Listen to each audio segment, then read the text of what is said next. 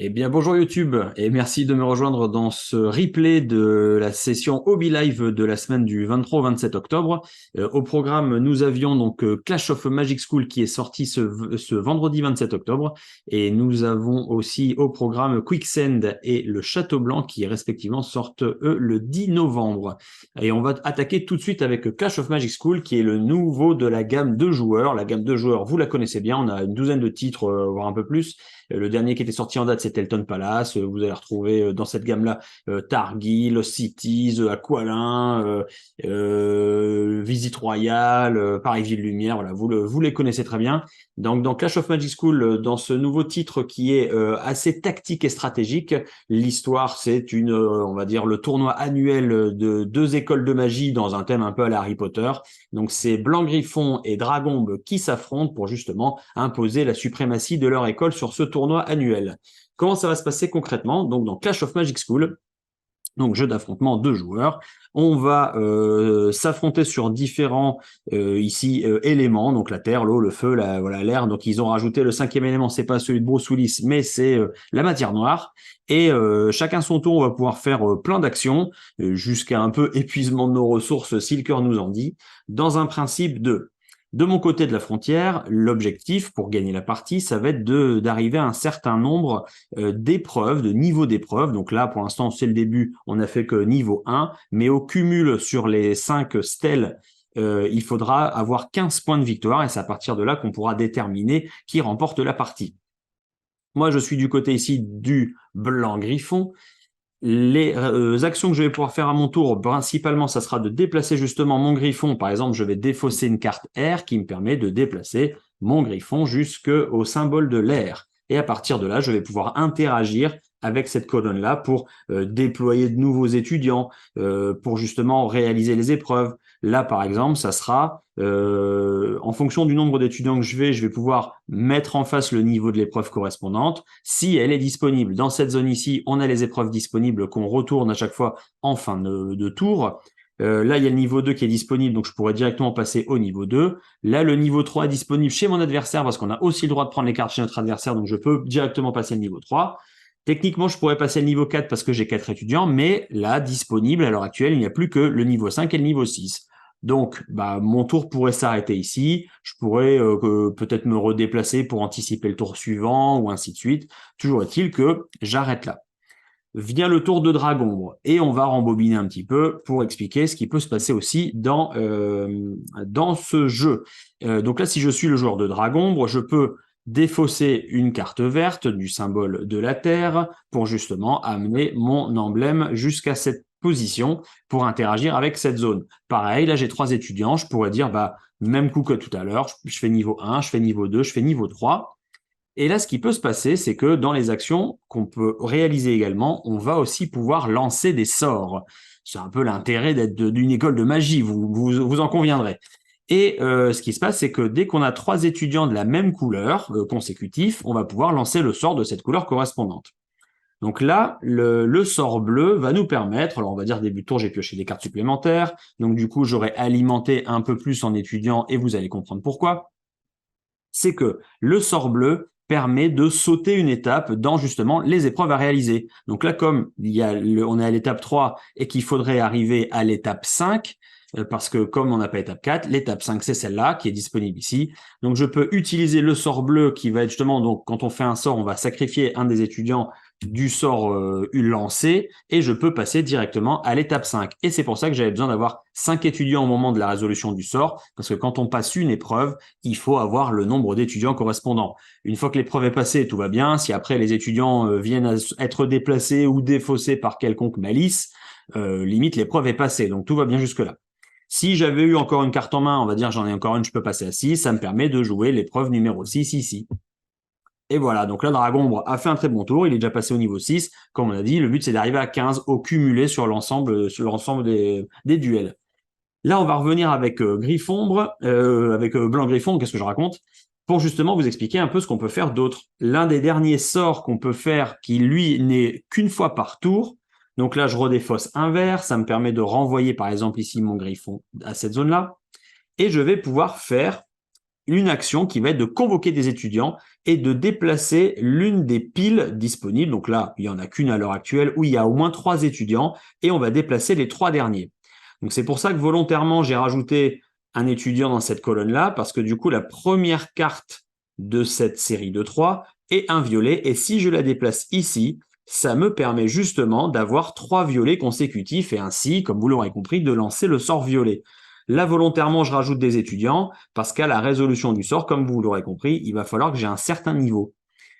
Et le sort violet, justement, donc je sacrifie mon étudiant violet, ça va être de piquer la carte en face, justement, de la dernière réalisée en termes d'épreuve à mon adversaire. Du coup, moi, je passe directement au niveau 6 sans m'être encombré de passer les différentes étapes de 1, 2, 3, 4, 5. Comme j'ai bien 6 étudiants au moment de la résolution, du coup, je peux valider mon niveau 6. Donc là, j'arrive, moi, à 7 points en faisant cette action-là avec ce sort, alors que mon adversaire, lui, redescend, entre guillemets, à 5.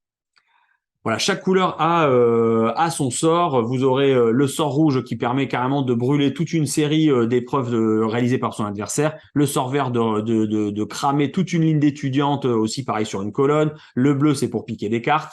Et vous avez vu toutes les couleurs. Et vous voyez toujours le sort de base qu'on peut lancer qui permet de défausser les cartes de son adversaire. Donc voilà, le but, ça va être justement de trouver où se déployer, comment interagir avec son adversaire, quand passer les épreuves, ne pas trop tout miser sur une même colonne de peur justement de se prendre un mauvais sort et de se faire, j'irais renvoyer dans nos 18 mètres, comme on dit dans le foot. Et donc voilà, Clash of Magic School, c'est très tactique et très stratégique. Mais le thème est cool.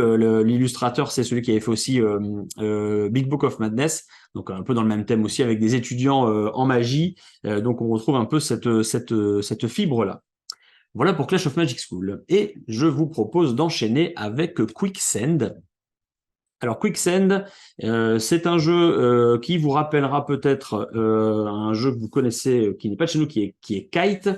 Et de ce qu'on m'a dit, effectivement, au fur et à mesure des différentes vidéos, hop, je pose ça ici, c'est qu'il va un peu plus loin en termes d'expérience de jeu, en termes de possibilités. Il est un petit peu plus joueur, mais vous allez retrouver forcément quelques sensations par rapport à ce titre-là.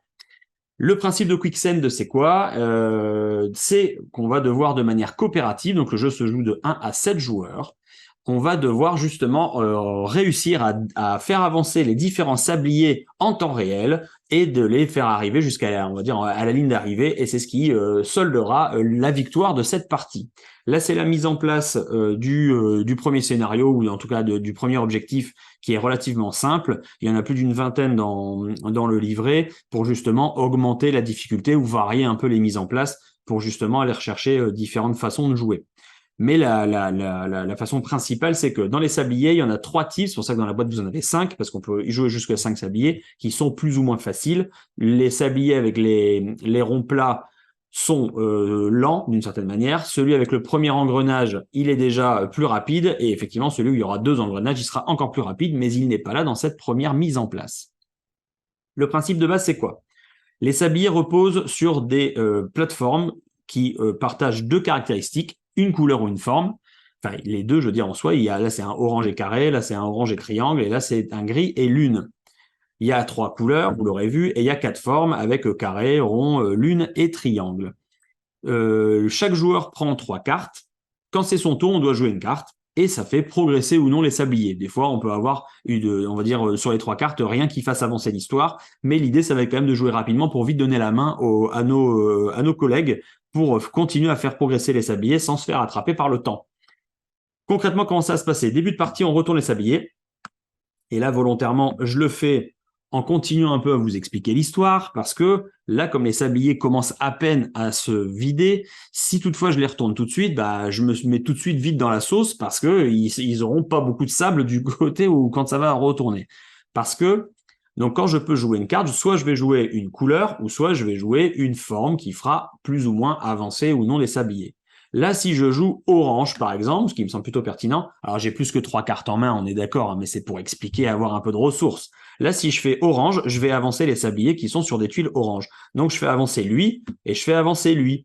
Mais comme vous l'aurez constaté, en les faisant avancer, on les retourne en même temps. Et c'est pour ça qu'il fallait pas jouer trop vite, parce que là, du coup, ça m'a permis de gagner un petit peu de temps. Là, du coup, on va essayer. Donc là, je repioche. Le joueur suivant, il peut essayer de voir un peu ce qui se passe. Ça, ce sablier-là, comme on s'en est pas occupé, il commence à être un peu à la peine. Donc, il va peut-être jouer l'une pour faire avancer lui et lui aussi. Et ça me semble plutôt pertinent.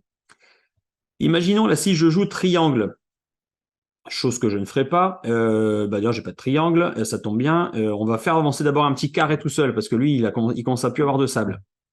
Et là, imaginons je joue jaune. Là, le fait de jouer jaune, c'est censé faire avancer ce sablier-là. Manque de bol, comme il est au dos d'un autre sablier, en fait, il n'avancera pas. Par contre, il se retourne sur lui-même quand même.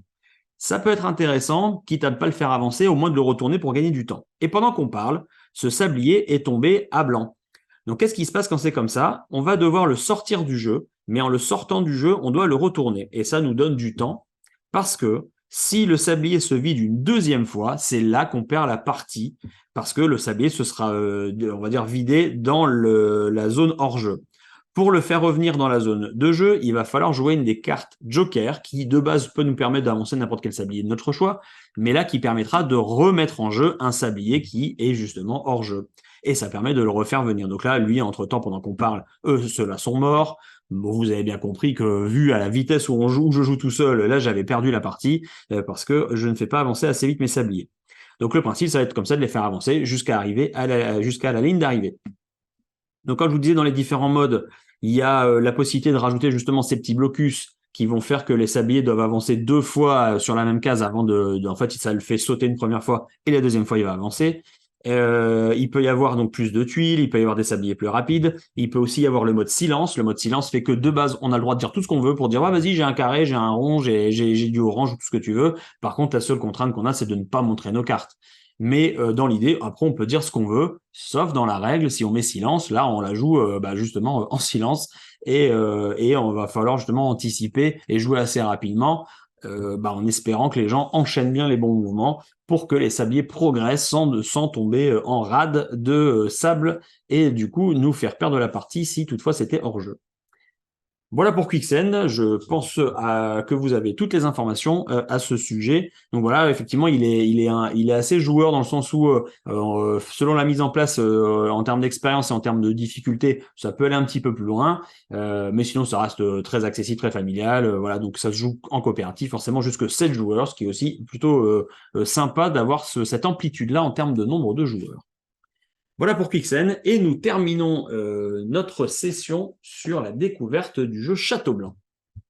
Avant de vous montrer un peu le matériel de Château Blanc, petit point intéressant sur le fait que donc il arrive dans la gamme, alors une gamme si on peut appeler avec l'autre jeu c'est Cathédrale Rouge. Alors bon, il y avait une extension donc ça fait 3 boîtes pour une même petite gamme.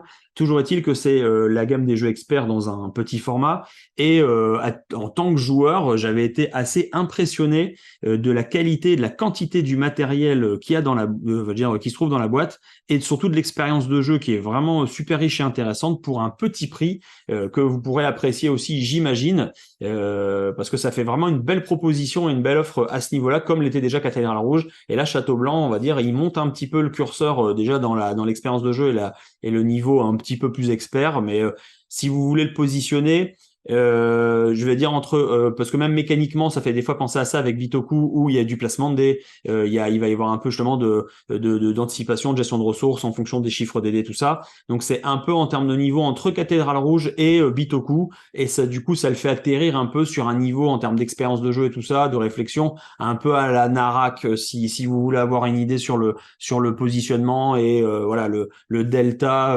d'expérience que vous allez pouvoir ressentir justement dans Château Blanc. Donc on est complètement là-dessus.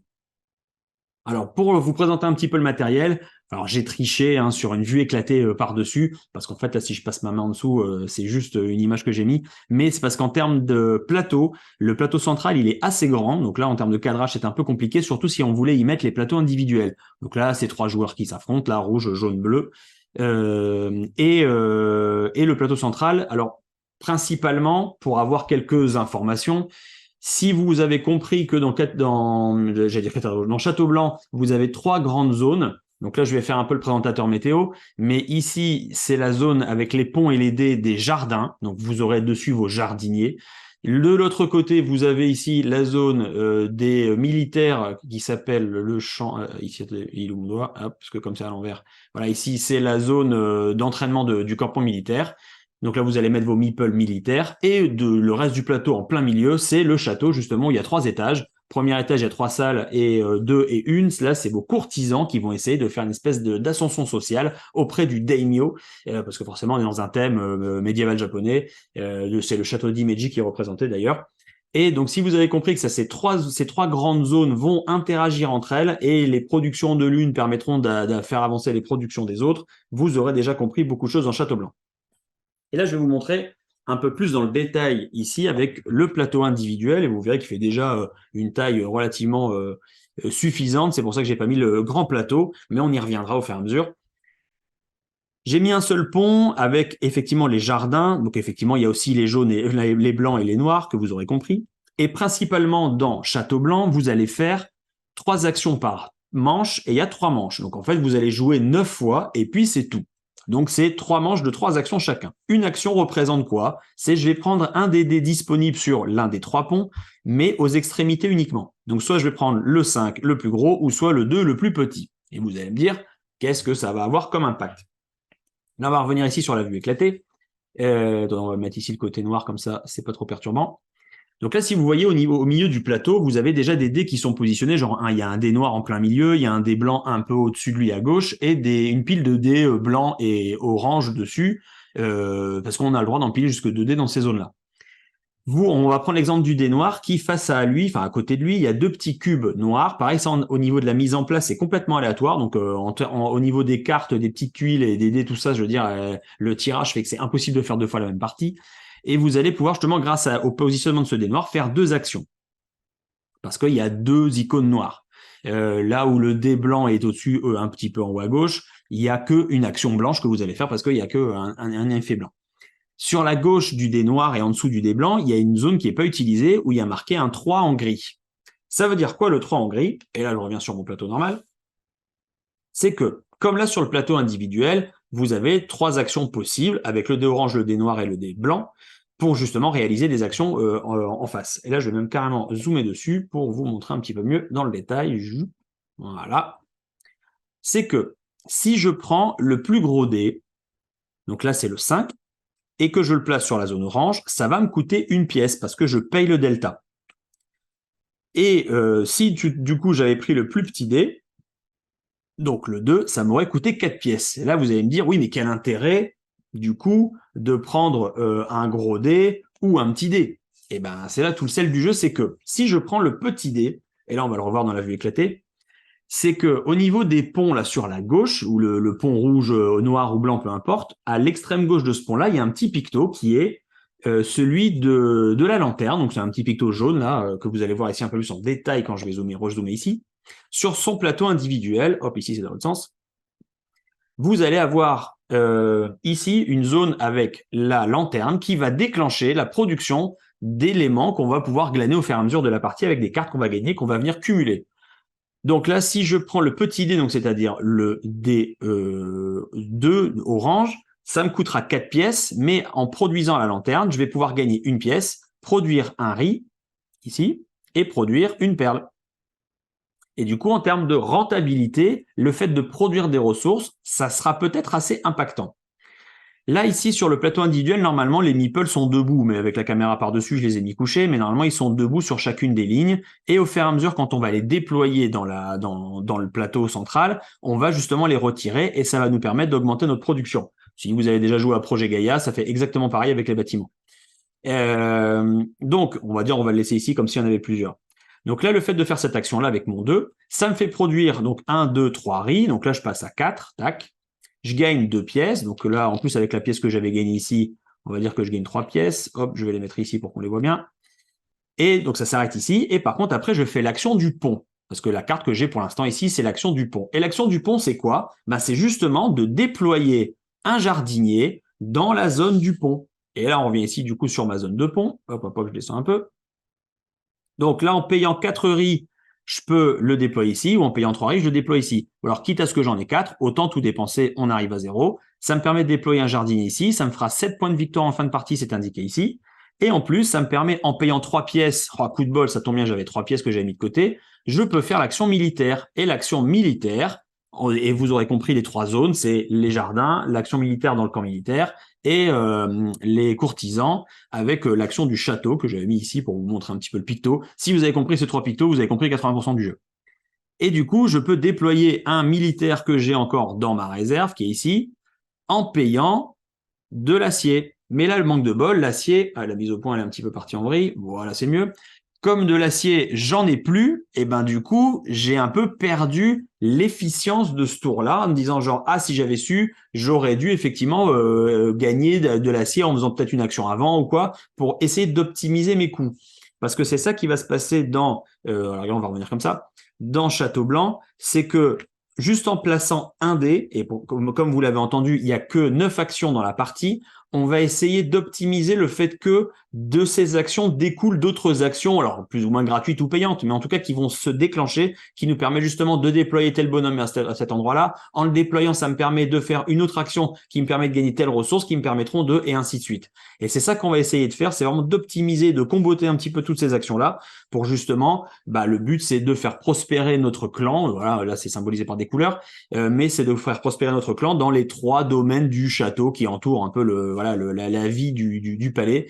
Donc aussi bien dans les jardins que sur le camp militaire et surtout les courtisans qu'on va envoyer au château pour justement faire valoir un peu le bien de notre clan face aux daimyo. Plus on va monter dans les étages, plus on gagnera des points en fin de partie, sachant qu'en plus après il y a plusieurs mécaniques, on va multiplier les militaires par les courtisans dans le château, ça nous fera gagner autant de points, les jardiniers font gagner des points à part, mais ils produisent aussi, enfin voilà, il y a plein de choses, ça va être une salade de points en fin de partie, mais c'est super malin, c'est super tactique, forcément les dés, une fois qu'on l'a utilisé, on va le descendre, parce qu'on peut toujours avoir accès que aux dés sur les extérieurs, il y a plein après de petites subtilités et de richesses dans le jeu, mais vraiment l'expérience est super agréable.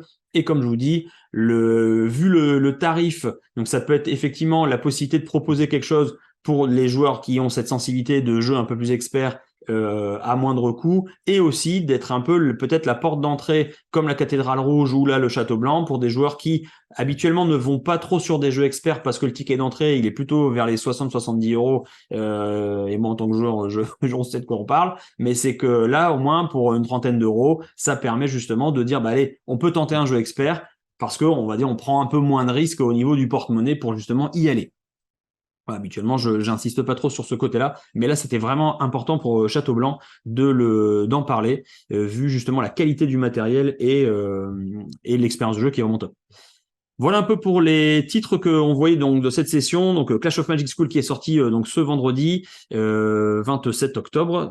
Et là les 2 jeux Quicksand et Château Blanc qui sortent le 10 novembre. Je vous remercie de m'avoir suivi donc pour cette nouvelle vidéo live replay. Et je vous donne rendez-vous sûrement à une prochaine session en direct. Et sinon, on se reverra sur un replay. Merci à vous, à très bientôt, au revoir.